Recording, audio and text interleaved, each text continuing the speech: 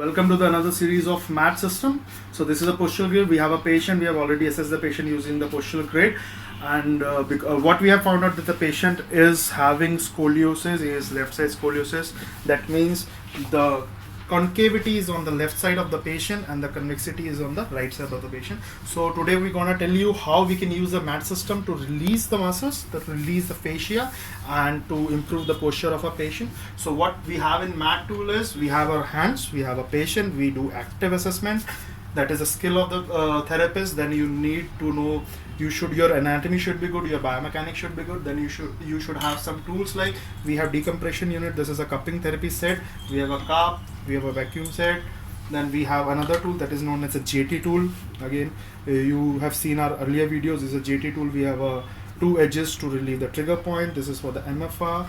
Then we have IASTM tool. This is the IASTM tool. You can watch our other videos to know about the IASTM tool. So what we're gonna do, we're gonna start, as we know, this is the concave side. That means the structures are tight over here. We can lift the fascia, we can move the fascia, and we can find the tightness of the fascia, right? So what we're gonna do is we're gonna apply some emollient. So I'm gonna show you the holistic approach of mat system, how we're gonna use the mat system. So I applied the emollient. Let's scan first. Please watch the other videos how to do scanning. So I'm scanning the part. Now you can see very well that there are some redness in the specific areas which actually tell us that where the adhesions are, where we need to work. You can see this area is more affected than the rest of the area.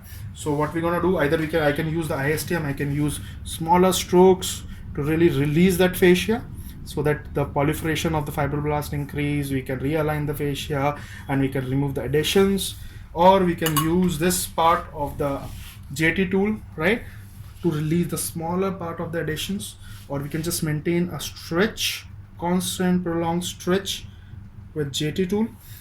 Or I will prefer this because it's a larger area. I'll use dynamic decompression. So I'll apply my cup, apply some vacuum, and I'm gonna move it so that I can release a good amount of fascia, a longer part of the fascia with the cupping set. So you can see the redness is there. Again, we don't want too much of redness. We don't want to injure the capillaries too much. We just want to release the fascia. We're gonna give the patient some time to heal, right?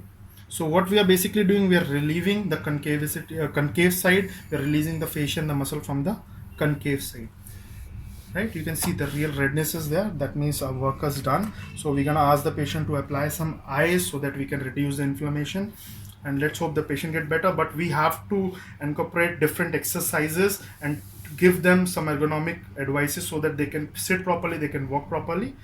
Thanks.